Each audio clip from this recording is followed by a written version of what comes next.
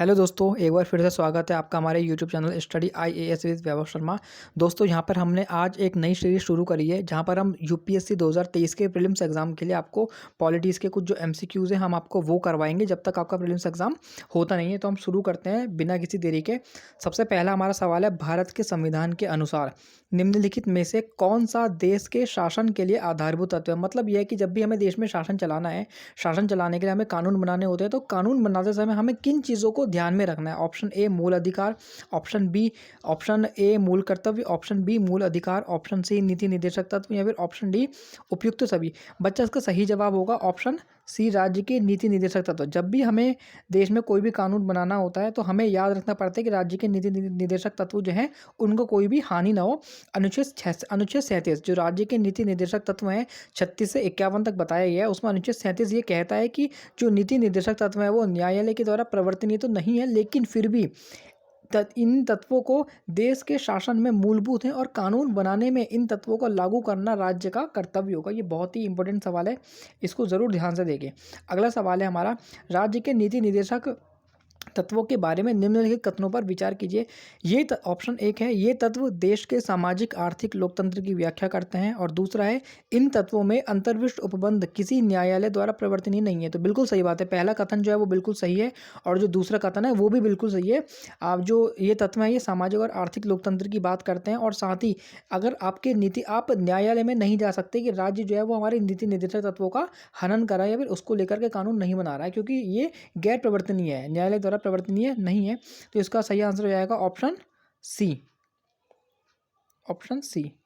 अगला हमारा सवाल है, भारत के संविधान में अंतर्राष्ट्रीय शांति और सुरक्षा की अभिवृत्ति कहाँ है। मतलब कि भारतीय संविधान में अंतर्राष्ट्रीय शांति और सुरक्षा की जो बात है वो किस अनुच्छेद के तहत की गई है या फिर किस पार्ट में करी गई है। संविधान की प्रस्तावना में तो ऐसा कुछ नहीं है। ऑप्शन बी है राज्य के नीति निर्देशक तत्वों में, ऑप्शन सी मूल कर्तव्यों में, या ऑप्शन डी नवीं अनुसूची में। बच्चा इसका सही आंसर है ऑप्शन बी, राज्य के नीति निर्देशक तत्वों में अनुच्छेद 51 होता है ना, शगुन होता है हमारा अनुच्छेद 51।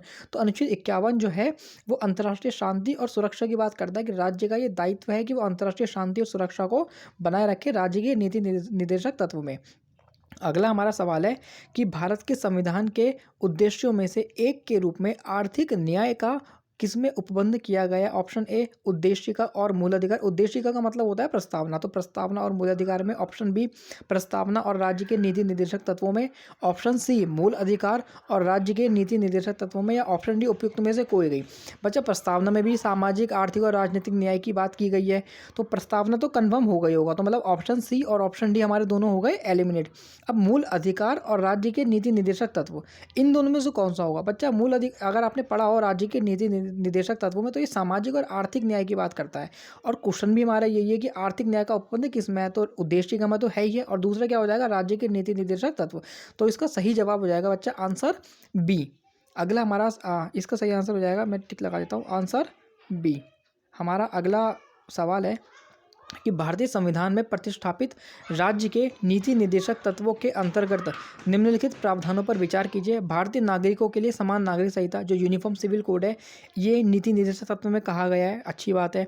दूसरा ऑप्शन है ग्राम पंचायतों को संगठित करना, मतलब एकत्र करना, उनका निर्माण करना। तीसरा कथन है ग्रामीण क्षेत्रों में कुटीर उद्योगों को प्रोत्साहित करना, और चौथा ऑप्शन है सभी लोगों के लिए अवकाश और सांस्कृतिक अवसर जो है उनको सुरक्षित करना। जो नीति निर्देशक तत्व है ना, उसमें 3 पार्ट है। पहला है सामाजिक सिद्धांत, दूसरा है गांधीवादी सिद्धांत, और तीसरा है उदारवादी सिद्धांत। तो ये जो उन 3 सिद्धांतों में ना कुछ अनुच्छेद है, और उन अनुच्छेदों में कुछ बातें कही गई हैं। जो 4 बातें आपको सामने लिखी है ना, तो हमारा सवाल क्या है कि भारतीय संविधान में राज्य के नीति निर्देशक के तत्वों के अंतर्गत निम्नलिखित प्रावधानों पर विचार करना, इन चारों पर विचार करना है, ठीक है। उपयुक्त में से कौन से गांधीवादी सिद्धांत है, निम्नलिखित में से कौन से, इन चारों में से कौन सी ये बातें हैं जो गांधीवादी सिद्धांत के अंदर लिखी गई है।